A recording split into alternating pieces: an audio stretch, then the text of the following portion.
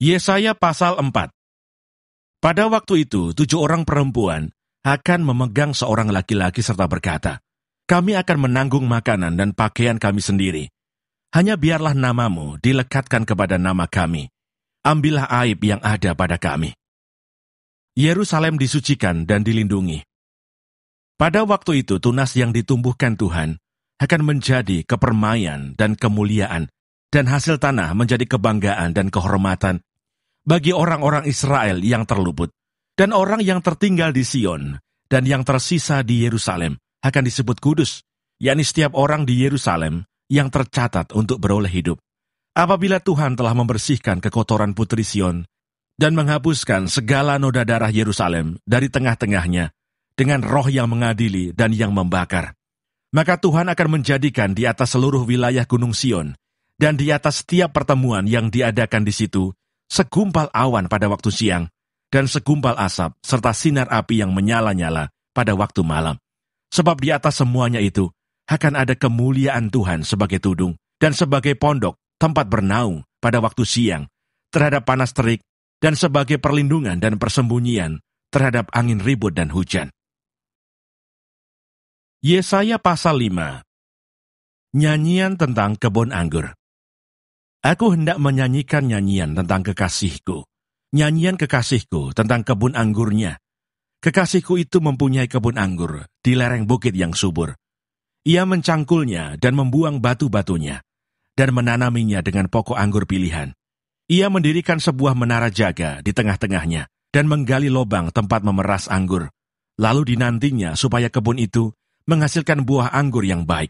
Tetapi yang dihasilkannya ialah buah anggur yang asam. Maka sekarang, hai penduduk Yerusalem dan orang Yehuda, adililah antara aku dan kebun anggurku itu.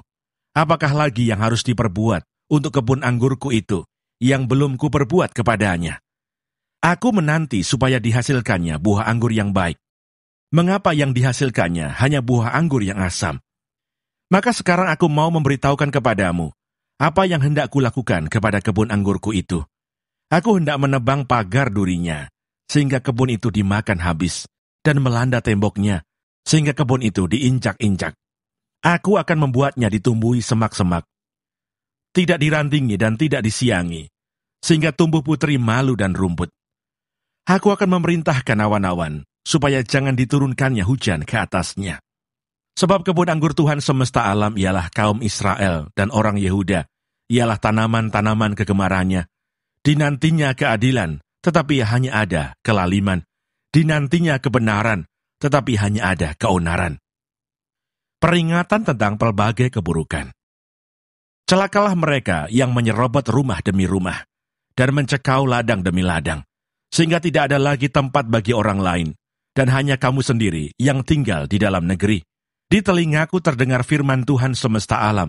Sesungguhnya, banyak rumah akan menjadi sunyi sepi, rumah-rumah yang besar dan yang baik tidak akan ada penghuninya. Sebab kebun anggur yang luas 10 hari membajak akan menghasilkan hanya 1 bat anggur, dan 1 homer benih akan menghasilkan hanya 1 eva gandum. Celakalah mereka yang bangun pagi-pagi dan terus mencari minuman keras, dan duduk-duduk sampai malam hari, sedang badannya dihangatkan anggur. Kecapi dan gambus, rebana dan suling, serta anggur terdapat dalam perjamuan-perjamuan mereka. Tetapi perbuatan Tuhan tidak dipandangnya, dan pekerjaan Tuhan tidak dilihatnya. Sebab itu umatku harus pergi ke dalam pembuangan, oleh sebab mereka tidak mengerti apa-apa. Orang-orang yang mulia akan mati kelaparan, dan khalayak ramai akan menderita kehausan. Sebab itu dunia orang mati akan membuka kerongkongannya lapang-lapang, dan akan mengangangkan mulutnya lebar-lebar dengan tiada terhingga, sehingga lenyap ke dalamnya segala kesemarakan dan keramaian Yerusalem, segala kegaduhannya dan orang-orang yang bersukaria di kota itu. Maka manusia akan ditundukkan, dan orang akan direndahkan. Ya, orang-orang sombong akan direndahkan. Tetapi Tuhan semesta alam akan ternyata maha tinggi dalam keadilannya. Dan Allah yang maha kudus akan menyatakan kekudusannya dalam kebenarannya. Maka domba-domba akan makan rumput di situ, seperti di padangnya sendiri. Dan kambing-kambing akan mencari makan dalam reruntuhan gedung-gedung orang kaya. Celakalah mereka yang memancing kesalahan dengan tali kedustaan, dan dosa seperti dengan tali gerobak, yang berkata, baiklah Allah lekas-lekas dan cepat-cepat melakukan tindakannya, supaya kita lihat, dan baiklah keputusan yang Maha Kudus Allah Israel datang mendekat, supaya kita tahu. Celakalah mereka yang menyebutkan kejahatan itu baik, dan kebaikan itu jahat, yang mengubah kegelapan menjadi terang, dan terang menjadi kegelapan, yang mengubah pahit menjadi manis, dan manis menjadi pahit. Celakalah mereka yang memandang dirinya bijaksana, yang menganggap dirinya pintar. Celakalah mereka yang menjadi jago minum dan juara dalam mencampur minuman keras, yang membenarkan orang fasik karena suap, dan yang memungkiri hak orang benar.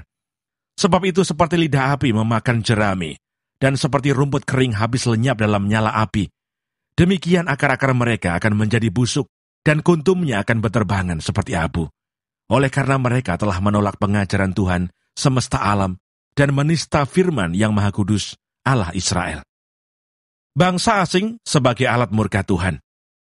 Sebab itu bangkitlah murka Tuhan terhadap umatnya. Diacungkannya tangannya terhadap mereka dan dipukulnya mereka. Gunung-gunung akan gemetar dan mayat-mayat mereka akan seperti kotoran di tengah jalan. Sekalipun semuanya ini terjadi, murkanya belum surut, dan tangannya masih teracung.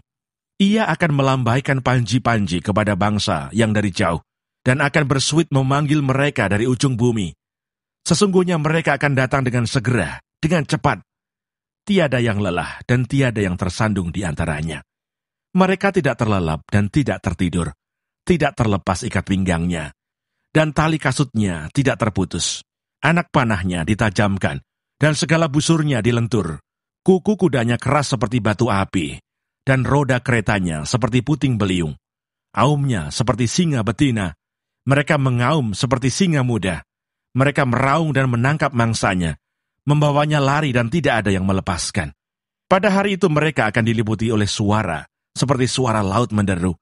Jika orang memandang ke bumi, sesungguhnya ada gelap yang menyesakkan, dan terang menjadi gelap oleh awan-awan.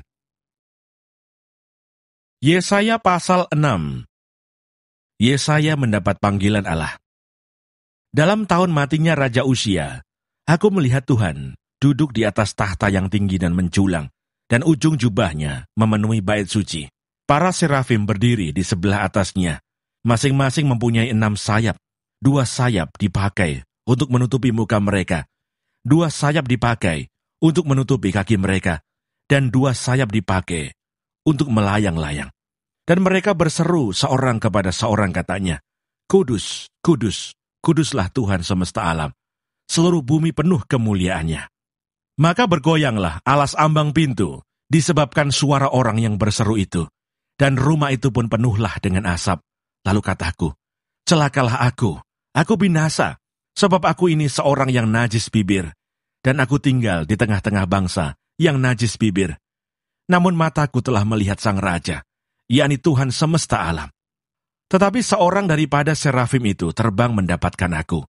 Di tangannya ada bara yang diambilnya dengan sepit dari atas mezbah. Ia menyentuhkannya kepada mulutku serta berkata, lihat, ini telah menyentuh bibirmu, maka kesalahanmu telah dihapus dan dosamu telah diampuni.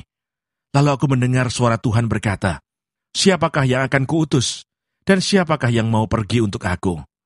Maka sahutku, ini aku, utuslah aku. Kemudian firman-Nya, pergilah dan katakanlah kepada bangsa ini, dengarlah sungguh-sungguh tetapi mengerti jangan. Lihatlah sungguh-sungguh tetapi menanggap jangan. Buatlah hati bangsa ini keras, dan buatlah telinganya berat mendengar, dan buatlah matanya melekat tertutup, supaya jangan mereka melihat dengan matanya, dan mendengar dengan telinganya, dan mengerti dengan hatinya, lalu berbalik dan menjadi sembuh. Kemudian aku berkata, sampai berapa lama ya Tuhan? Lalu jawabnya, sampai kota-kota telah lengang sunyi sepi, tidak ada lagi yang mendiami, dan di rumah-rumah tidak ada lagi manusia, dan tanah menjadi sunyi dan sepi. Tuhan akan menyingkirkan manusia jauh-jauh, sehingga hampir seluruh negeri menjadi kosong. Dan jika di situ masih tinggal 1/10 dari mereka, mereka harus sekali lagi ditimpa kebinasaan. Namun keadaannya akan seperti pohon beringin dan pohon jawi-jawi, yang tunggulnya tinggal berdiri pada waktu ditebang, Dan dari tunggul itulah akan keluar tunas yang kudus.